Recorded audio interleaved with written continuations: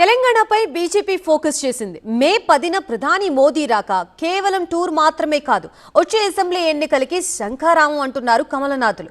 తెలంగాణలో బీజేపీని అధికారంలోకి తేవడమే లక్ష్యంగా ప్రణాళిక సిద్ధం చేస్తోంది. 5 రాష్ట్రాల ఎన్నికల హడావిడి ముగిసింది. అస్సాం, పుదుచ్చేరిలో పట్టు నిలుపుకొని బెంగాల్, తమిళనాడులో పాగా వేయడమే లక్ష్యంగా శ్రమించిన కమల దళం తమ తర్వాతి టార్గెట్ తెలంగాణే అంటోంది. ఎన్నికలకు మరో 2 ఏళ్ల సమయం ఉండడంతో కీలక నేతలను తెలంగాణ ఫీల్డ్లోకి దింపుతోంది. తెలంగాణలో కాషాయ జెండా పాతేందుకు తొలి అడిగే మే 10న పడబోతున్నట్టున్నారు బీజేపీ నేతలు.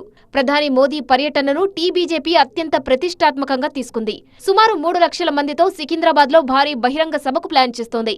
ఇది కేవలం అభివృద్ధి పనుల శంకుస్థాపన మాత్రమే కాదు, రాష్ట్రంలో అధికార కాంగ్రెస్, ప్రధాన ప్రతిపక్షం బీఆర్ఎస్ కు గట్టి వార్నింగ్ ఇచ్చేలా మోదీ సభ ఉండబోతోందని చెబుతోంది.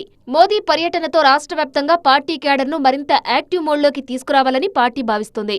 ఆ జోష్ను తర్వాతి అగ్రనేతల పర్యటనల వరకు కొనసాగించాలని స్కెచ్ వేసింది తెలంగాణ బీజేపీ. నీళ్లు, నిధులు, నియామకాలంటటువంటి ఒక సెంటిమెంట్ మీద తెలంగాణ రాష్ట్రాన్ని ఏర్పాటు చేసుకుని ఆ దిశగా ఆ తెలంగాణలో అభివృద్ధి జరగలేదన్నది నగ్న సత్యం.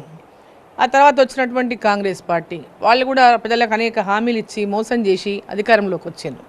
ఆరోగ్య గ్యారెంటీల పేరు మీద మహిళల్ని మోసం చేసిండ్రు, విద్యార్థుల్ని మోసం చేసిండ్రు, నిరుద్యోగులను మోసం చేసిండ్రు, రైతు భరోసా అనేటటువంటి పేరు మీద రైతులను మోసం చేసిండ్రు.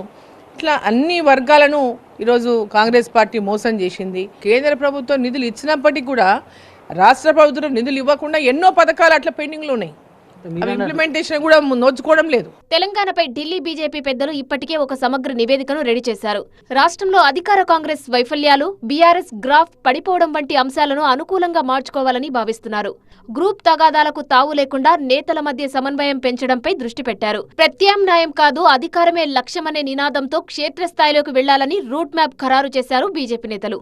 ఇకపై తెలంగాణ రాజకీయాలు కాషాయం చుట్టూనే తిరగబోతున్నాయన్న సంకేతాలు స్పష్టంగా కనిపిస్తున్నాయి.